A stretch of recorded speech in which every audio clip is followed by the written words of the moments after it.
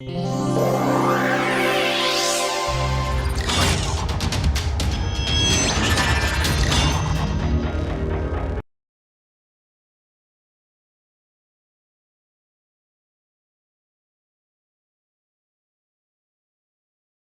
so we are going to take a look today at some consequences of the Boltzmann transport equation. If you recall, we made one fundamental assumption in writing the Boltzmann equation down, and that was the assumption of molecular chaos. In other words, we assumed that in a cell in mu space, in single particle phase space, the probability that you have a particle at the position r with a velocity v at time t, with some velocity v1 at some time t, simultaneously with the probability that you have another particle in the same cell with a different velocity v2 was simply the product of the densities. So this was t multiplied by the corresponding volume elements in mu space, d mu1 and d mu2. So this was the assumption of molecular chaos.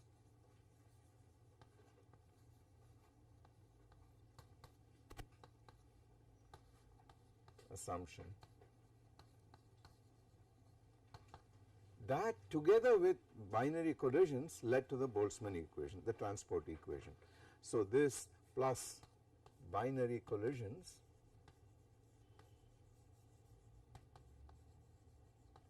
elastic collisions in which you did not lose a particle, nothing got absorbed. This led to the Boltzmann equation.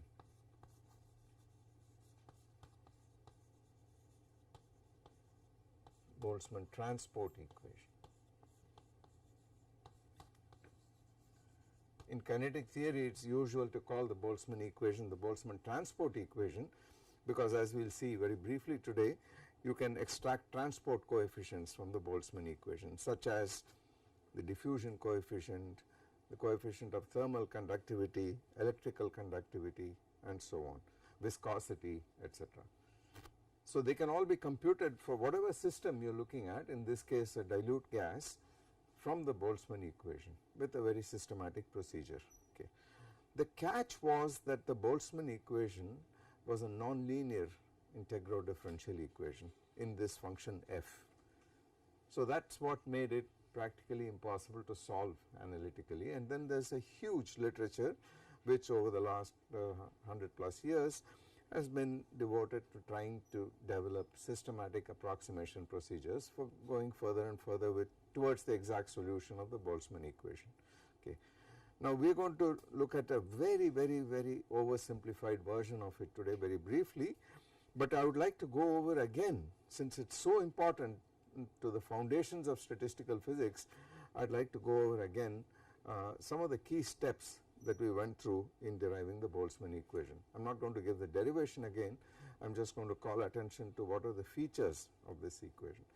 So if you recall, the equation itself said that delta f over delta t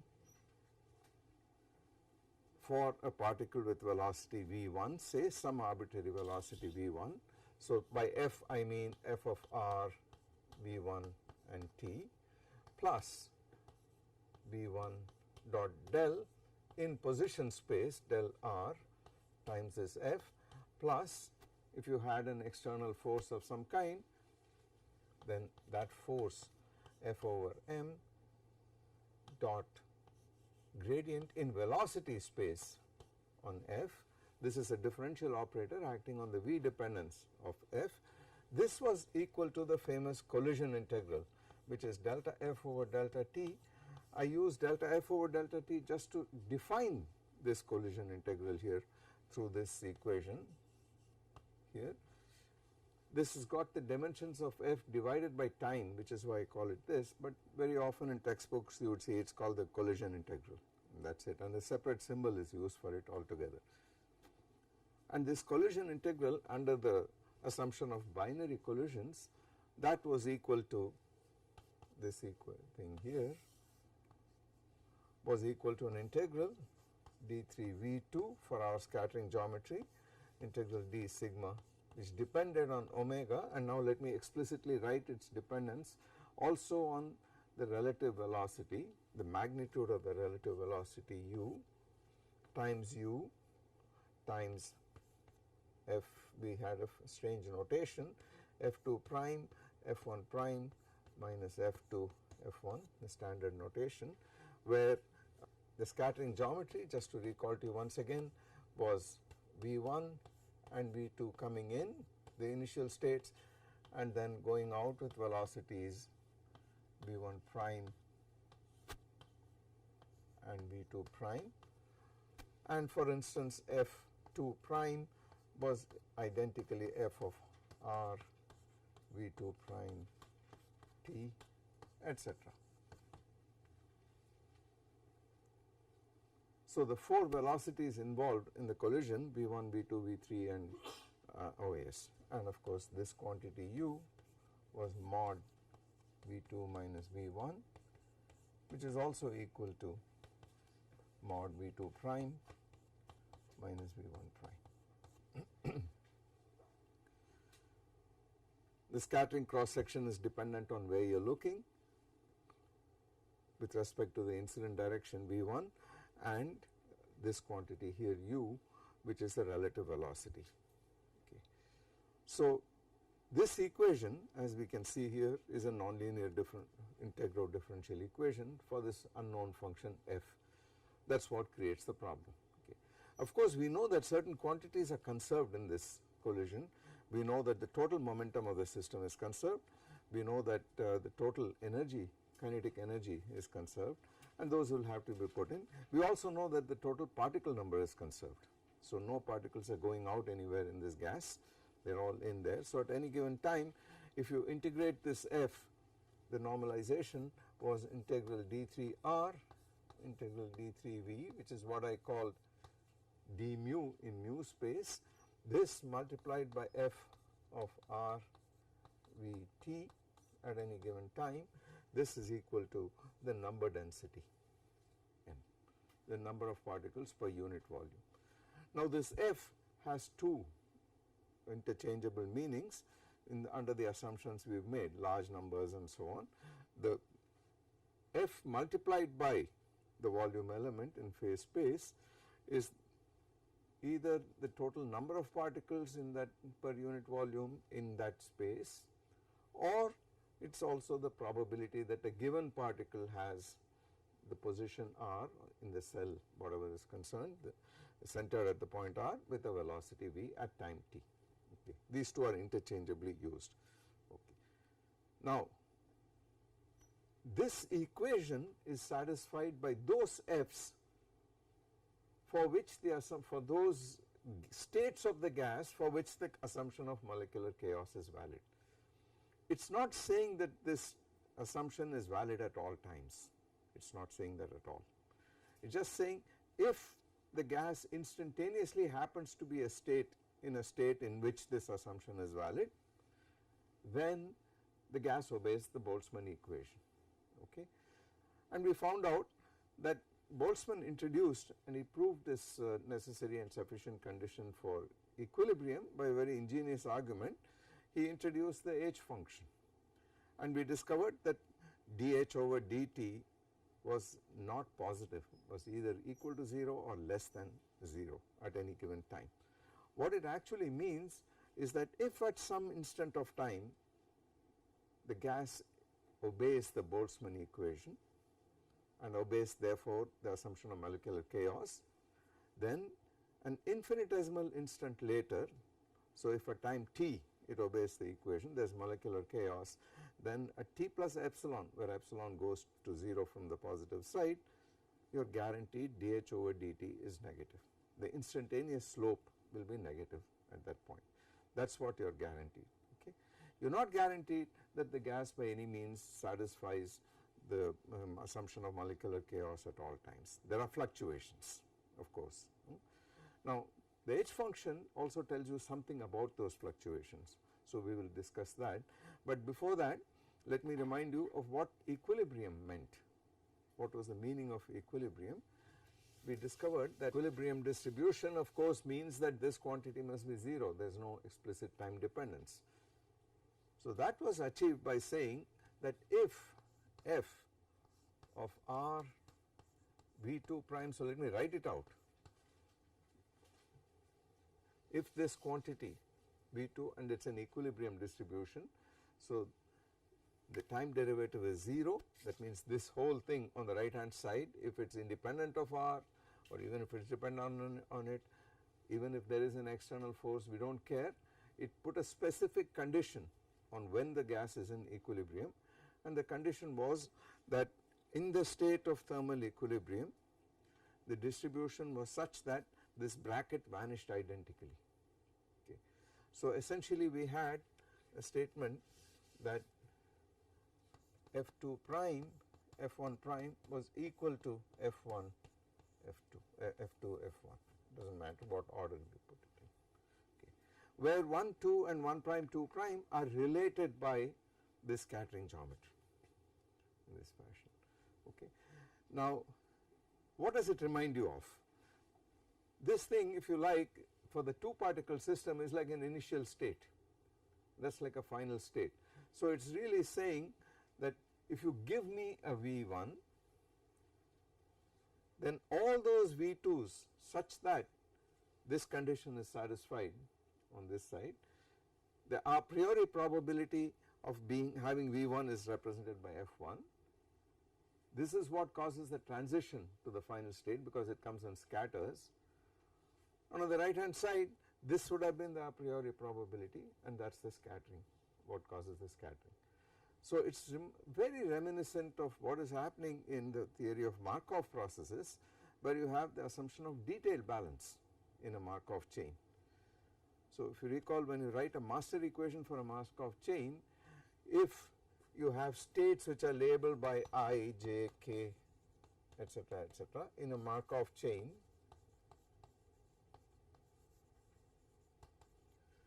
and you say that P sub I is the a priori probability that the system is in the state I, then Pi multiplied by the transition probability for I to go to some j, and that is equal to W j I. If this is equal to, on this side, W I j P j, then you have the condition of detail balance and you have an equilibrium distribution.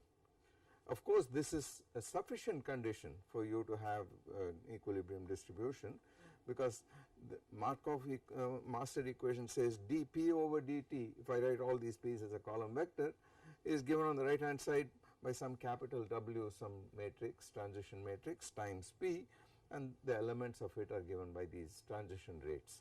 So since this appears inside the summation, if each term in the sum is 0, then of course the whole thing is, the sum is 0 and you have a stationary distribution. Okay. So this assumption is called detail balance.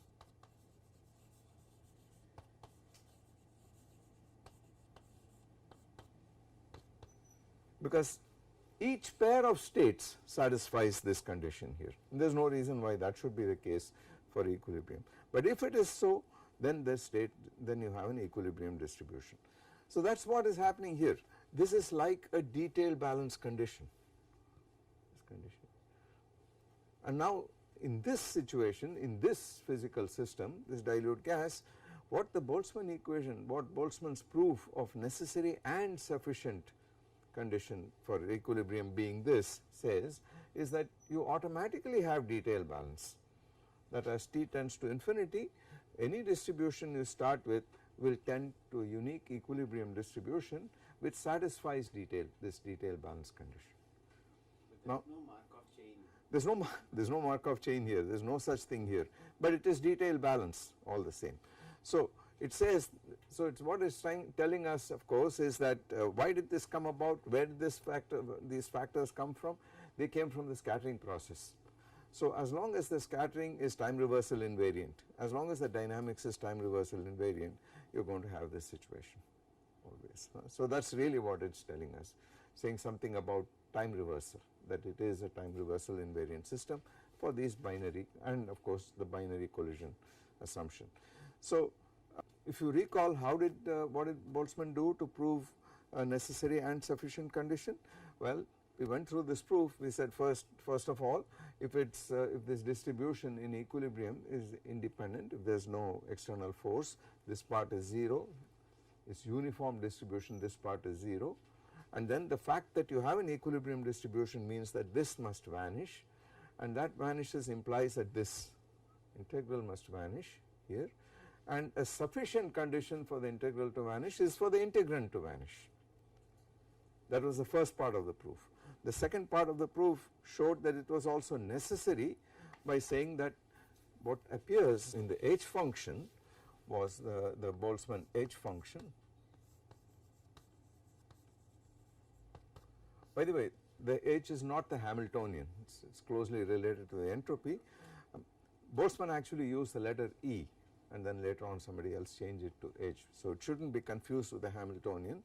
This function was for any distribution whatsoever, does not have to be a distribution which satisfies the Boltzmann equation at all. You define an H of t to be equal to integral d3v f of vt log f of vt. That is the definition of the H function. So he didn't put a Pardon minus me? sign. He didn't put the minus sign which we see in He did not put the minus sign, it is left like this. Now we have to see where the minus sign comes in when we write the entropy of an ideal gas or entropy of a gas in equilibrium. So this immediately led to the conclusion that dH over trivially that this is equal to integral d3v delta f over delta t times 1 plus log f of vt.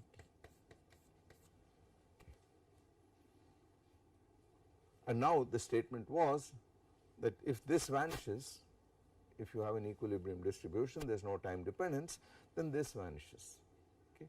And the vanishing of this is a necessary condition, because if this were not 0, there is no way this can be 0,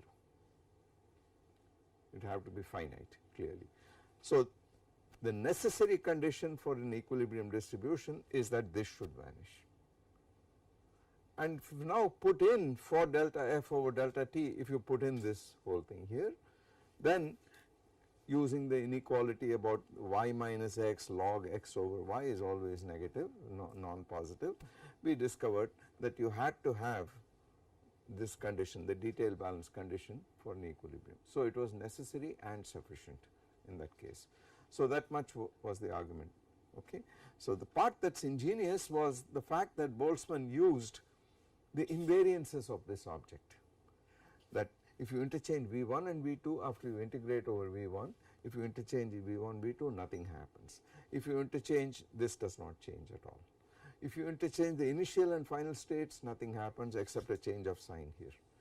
So that gave us what was needed to show that the detail balance condition uniquely specifies the equilibrium distribution, okay. Now given that much, we could ask, what does this H function actually look like? Is it always, if I plot this H function, what happens to it?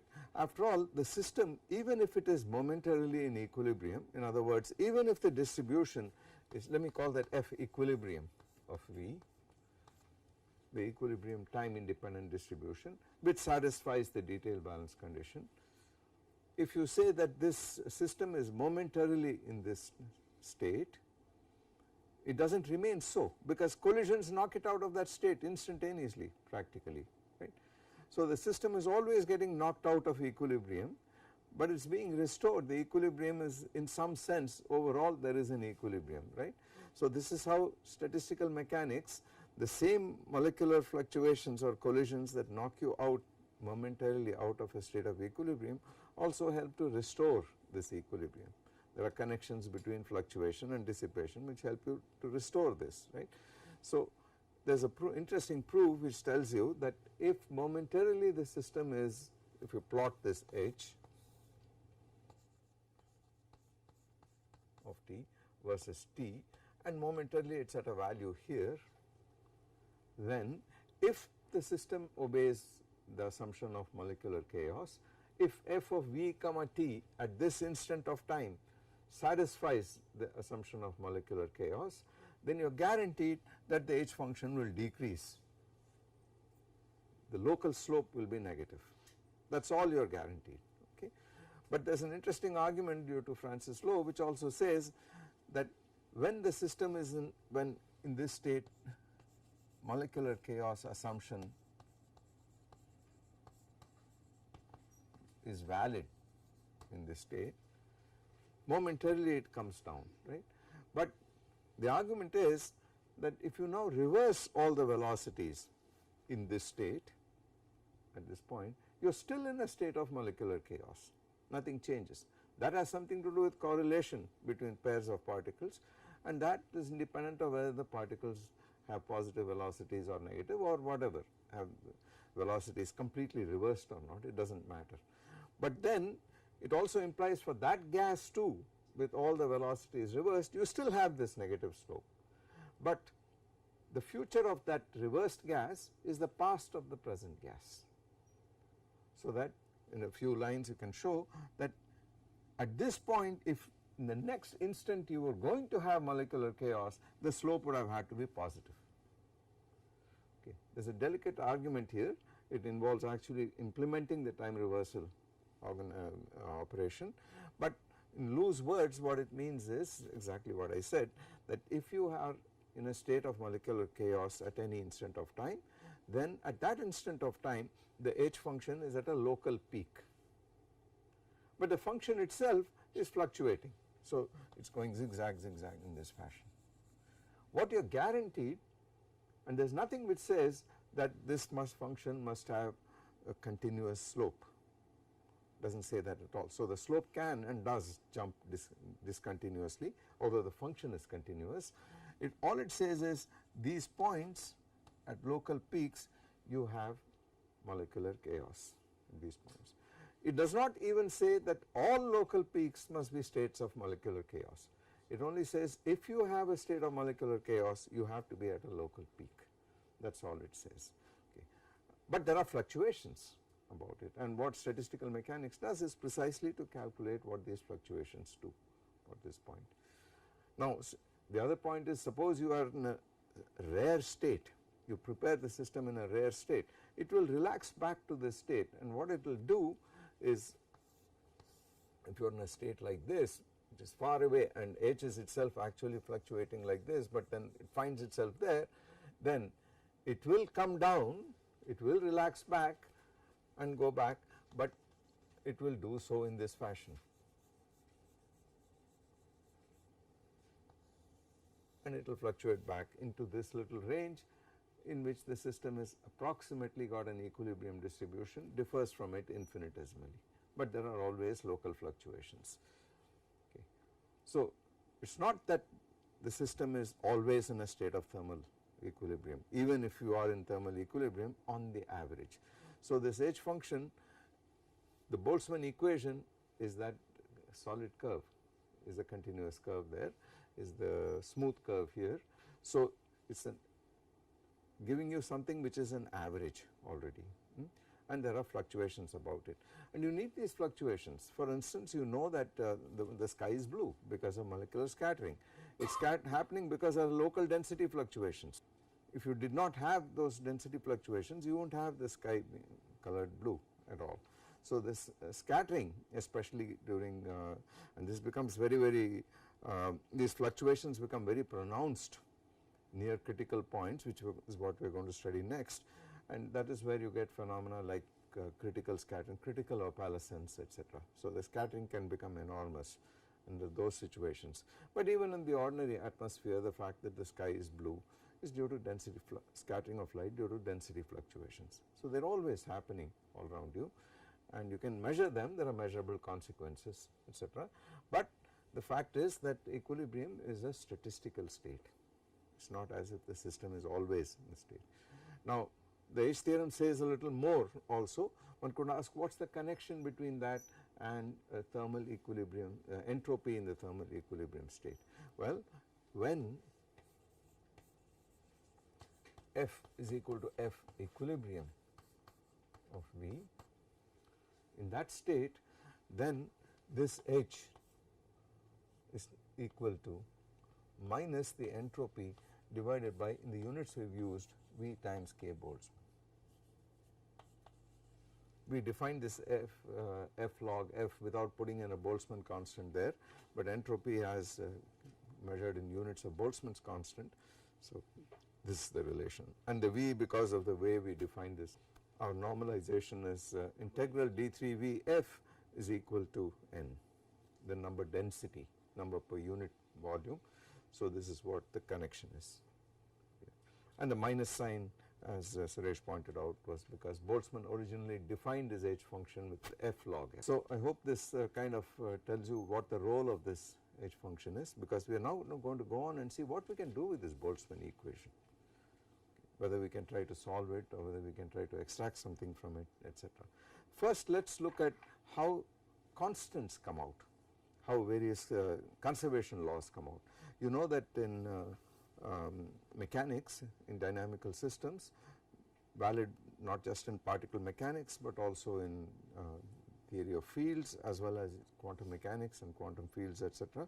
When you have continuous symmetries, you have associated with them certain invariances of the equations of motion, and then you have conservation principles, which are like equations of continuity, and when you integrate them you get conservation laws. Okay. Now where does that kind of thing appear here? Well, look at the following. Keep that equation since we need it. Go back to the way we derived the sufficiency necessary condition from the Boltzmann equation for the equilibrium distribution. The maneuvering was that you integrate this over V1 and then you interchange V1 and V2, interchange initial state with the final state, and interchange V2 prime with V1 prime, and you get several averages, and we argued that all these follows the same quantity, and we took 1/4 the whole lot, etc. Okay. Similar kind of thing goes on here, because now let us suppose that you have the Boltzmann equation. By the way, one small side remark, this quantity here, when we have an external potential, when this F was minus the gradient of some potential, I do not know what symbol I used here, phi of r, when you have a conservative force, then this was the term that appeared in the Boltzmann equation, in the derivative term on the left hand side. Okay. Now you could ask, what happens if I have a magnetic field? Then you have a velocity dependent potential, and can we now do this? Can we extend this formalism to it? The answer is yes, for the simple reason that if you compute del V dot V cross B, this quantity is what appears ultimately, it is 0. Okay. It is identically 0. If you differentiate with respect to the components of V, this quantity here, it is immediately obvious that this quantity is 0, because write this as del I with respect to V. So del delta Vi epsilon ijk Vj Bk, okay, and of course the derivative of this fellow with respect to delta Vi is Kronecker delta Ij, and that contracts with this and gives you 0. Okay. So this formalism trivially extends to the case of a magnetic field.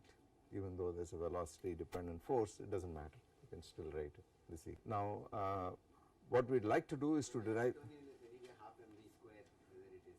yeah, exactly. So what we are going, exactly, so what we are going to do is to write, there is no energy that is gained by there is no work done by a magnetic field on a charged particle. Okay. Now what we are going to do is to see where conservation laws come from. Okay. So let us look at the following. Let us write, I need a symbol for this whole mess. What shall I call it? Let me call capital phi of r and t equal to an integral over d3, and because I have always got b1 sitting here, this is b1, b1, etc. This is b1. Okay. So, let me call this V1, some function little phi of V1 times f of r V1 t. Let me define. Okay. It is like a moment of this distribution with respect to the V variable. If I put phi equal to 1 or V squared, V cubed, etc., I get the moments of this distribution, but it could be an arbitrary function of V in this fashion. Right.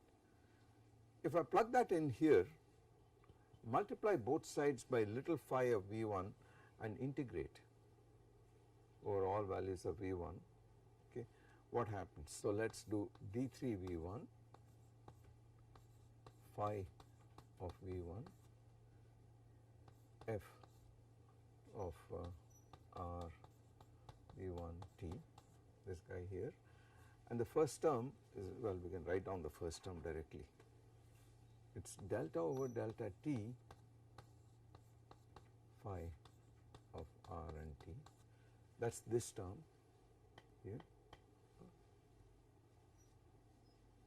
plus, what should I write? Think of what is the most notationally the simplest way to do this without messing around.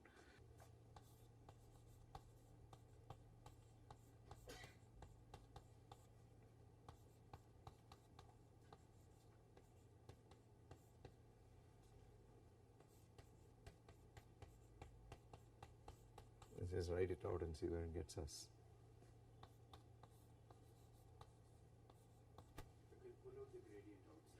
I can certainly pull this fellow out, that is true, but I want to be a little cautious. I want to be a little cautious. Well, bear with me for a minute, I want to be a little cautious. I do not want to.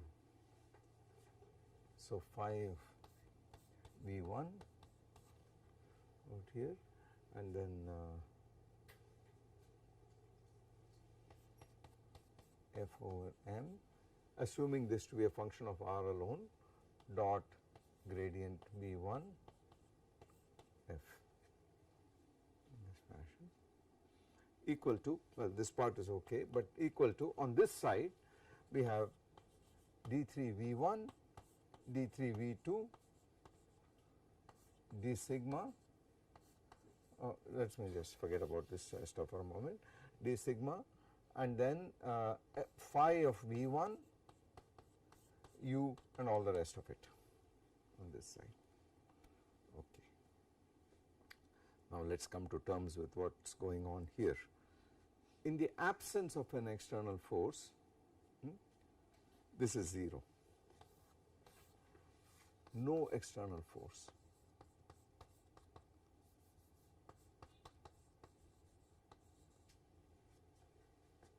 Implies this is 0. There is no f. Okay. So, you have this plus this term here. Now, what does this term look like? It says phi of V1 is sitting here, and then there is a V1. I want to simplify this term. So, I want to be able to write, well, this term here is gradient r dot, well, messing around with the notation. I want to write this as a current. Integral d3 V1 phi of V1 times f.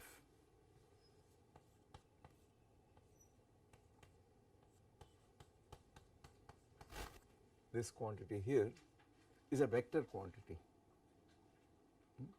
and the V1 goes away. Agree? So, let me call this equal to J some current density related to this function. So, let me put it as J phi, and it is a function of r and t. Okay.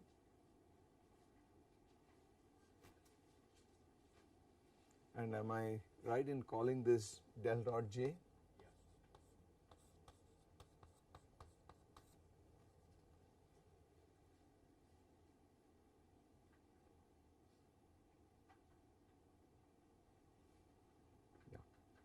I mean I can write this as grad f dot V1,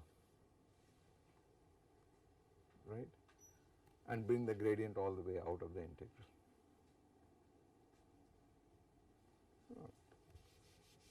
Is the point that I put this as V1 and then take this grad outside because there is nothing to do with the integral, and this quantity I called J whatever it is, okay, all right. Okay.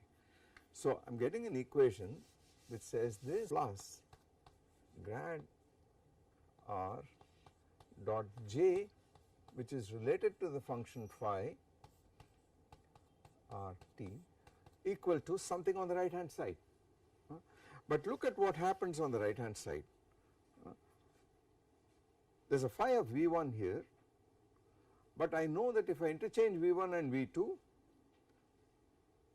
the rest of it does not change. I can interchange variables of integration, this becomes phi of V2, but U does not change because it is mod V2 minus V1. So let us keep that in our mind. This quantity on the right hand side is the same if you put a phi of V2 here. So I can add the two and take the average.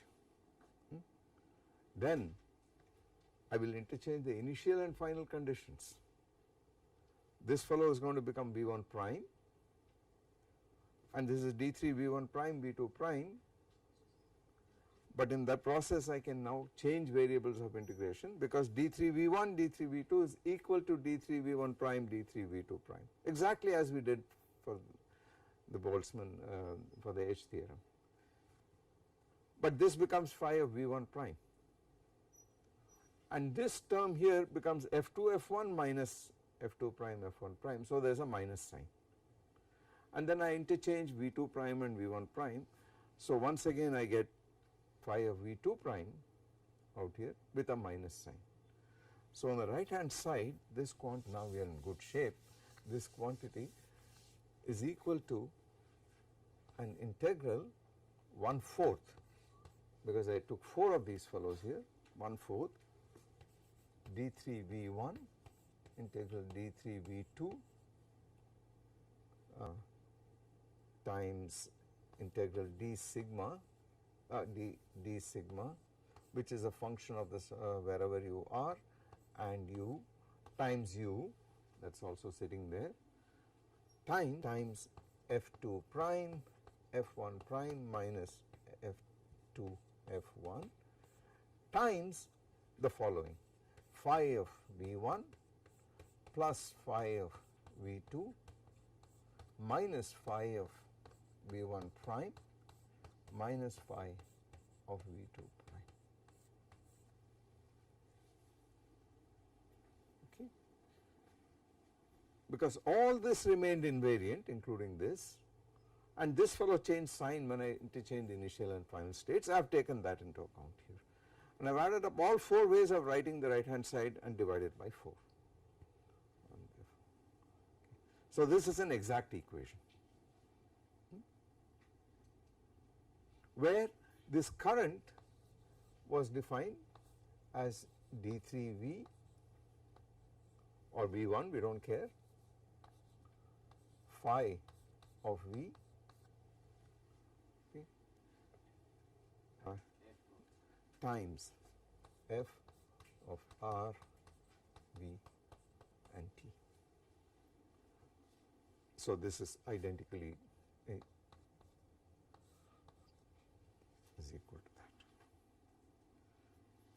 This looks like a conservation law if the right hand side was 0. So now the argument is, if this function phi of v is a function such that this quantity is identically 0 in a scattering process, then you have a conservation law automatically, right. So now you turn it around and say, if phi of v is such that phi of v1 plus phi of v2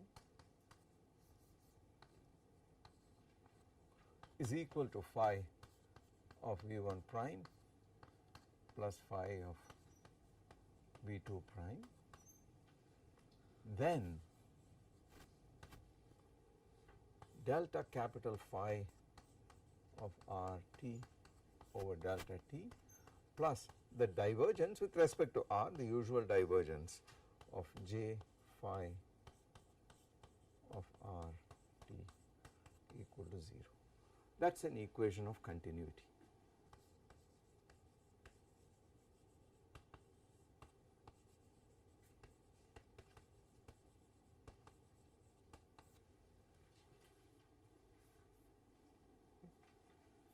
Now we list all the quantities that are invariant in this scattering.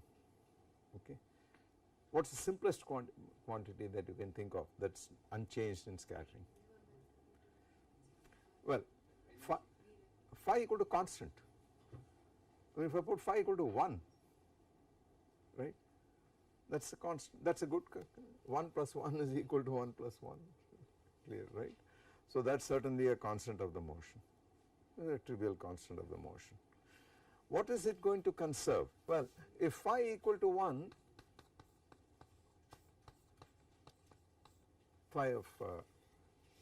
if phi of V, yeah, if phi of V is equal to 1, then the corresponding phi of RT equal to integral d3 V1 times f of R V1 T, and that is equal to the number density at the point R at time t.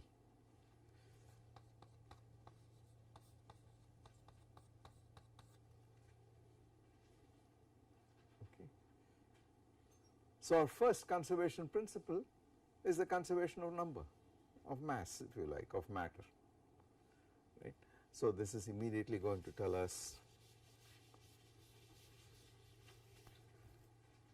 that delta n over delta t is a function of R and t. If there is a local density fluctuation, then there has got to be a flux of particles across, right. This is equal to plus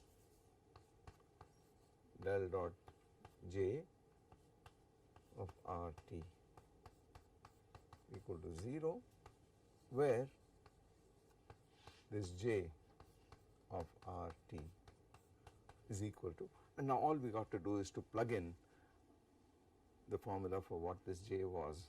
If you recall, this quantity was equal to integral d3 V, right, times what? What did we have? We had a V, definitely we had a V, and then what else? And then an F. We had a phi is 1 in this case, phi is 1. So we had a phi of V and then an F, right, and there was just a V and that is it.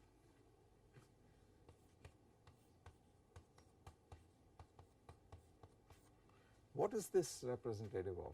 We have been careless a little bit about putting in dimensional quantities like mass and so on. We should be a little careful, but it's okay as it stands. What does it represent? This is the momentum current. Apart from a factor of m, this is the momentum current. So this is the usual continuity equation for matter. In the usual hydrodynamic language, the current is rho times V, the density times the velocity. Okay. And that is exactly what you have here. Density, so that is the equation of continuity for number density. Okay. What happens if you put phi equal to the energy? Incidentally, there is one more thing that is conserved. I never said that phi has to be a scalar. It did not have to be a scalar. I got to be a little more careful about how I manipulate these vector symbols, but phi could have been a set of 3 quantities, a vector, components of a vector, V itself, because I know that in a collision process, I know that in this process, if since it is equal masses, V1 plus V2 equal to V1 prime plus V2 prime, component for component, right. So certainly that is going to be again a conservation principle here, right. And what are we going to, so we put phi of V equal to V itself, and in deference to notation let us put a vector there. Then this fellow is a vector out here and it is equal to V. So this is the momentum, if you like, and each component of it satisfies a continuity equation. On the right hand side, this J would now become a 2 index object, because for each component, each of the components of phi you are going to get, since you are going to integrate with the phi here, there is going to be a Vi Vj on the right hand side. So you are roughly going to get something like delta over delta t. Now fix these factors, I have not looked at it carefully enough. So d3v f of rvt vi, any index I, is going to plus, this is going to look like some del I, some current j ij equal to 0, where this thing is going to involve an integral d3v vi vj f of rvt.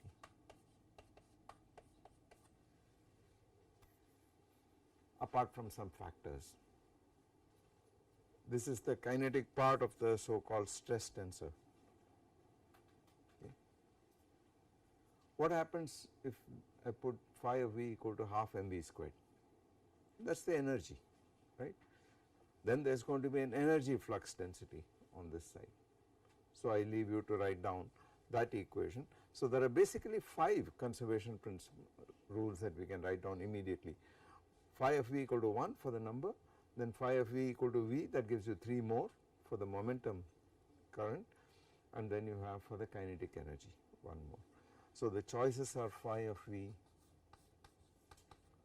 equal to 1, phi of v, a vector equal to v itself, and phi of v equal to half mv squared. And they will give you the corresponding current continuity equations. From those continuity equations you can extract the transport coefficients, such as the diffusion coefficient, viscosity, thermal conductivity, electrical conductivity, etc. If it is charged, then electrical conductivity, and so on.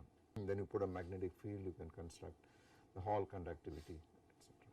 So the business of kinetic theory is to compute all these transport coefficients, and they would follow from several conservation principles in this fashion. Now let us turn to what happens to the Boltzmann equation itself, and I would like to make I would like to complete this. So I would like to make some comments on this on the solution of the Boltzmann equation in the simplest case. So let me schematically explain how this is done, or maybe defer this till tomorrow since I have already run out of time. Basically the point is, let me just say it in words, the point is that you have an equation for this quantity f of r v t, which is nonlinear, an integral differential equation, and you assume a small deviation from equilibrium. So you write this as basically equal to f equilibrium of v, which satisfies detail balance, plus a correction, a small correction, which tells you how far away from equilibrium you are in the distribution sense. So you write plus a g of r v and t. Okay. And now put this into the Boltzmann equation. This portion, of course, the delta over delta t does not act on it at all, the left hand side is 0 for this portion. This portion will be acted on the left hand side, and on the right hand side you are going to have a product of 4 of these guys, 2 at a time, and a difference. So you write this for V1, V2, V1 prime, V2 prime, and then take F2 prime, F1 prime minus F2, F1. The term which is 0th order in G will cancel out by detail balance, because that is the definition of the equilibrium part. And what will be left will be combinations of F's, 1 F equilibrium with a G, with a different index. Then you put in delta functions in V to take out a G common with some given variable, and then delta functions to fix what the actual velocity argument is for each of these. And then you try to solve that linearized Boltzmann equation. So you throw away terms like G squared. You throw away terms like G squared. Now if you want a systematic approximation scheme, then you would have to keep systematically the second order, higher order, etc. But the linear term itself is hard enough, and what I will do tomorrow is take the time to actually write this expression out, and then we will see how to extract transport coefficient from it. In particular, we would like to see if we can touch base with what we did earlier with the Langevin equation for diffusion. For instance, we had a formula for the diffusion constant in terms of the friction constant, temperature, etc. We would like to see how that comes out, or if at all it does, from the Boltzmann equation. We also had a Fokker-Planck equation for the velocity, conditional velocity. Now there we made assumptions about the mass of that particle, Brownian particle, being much bigger than the rest of it, the molecular mass. We have made no such assumption here. In fact, we are talking about elastic collisions here. So we would like to see how this differs from that and what happens. And what happens in the simplest approximation. We linearize the Boltzmann equation and make a lot of simplifying assumptions, essentially saying there is no positional dependence, everything is uniform distribution in space, and only the velocity is distributed, and let us see what it does, what it gives us. So we will go through that.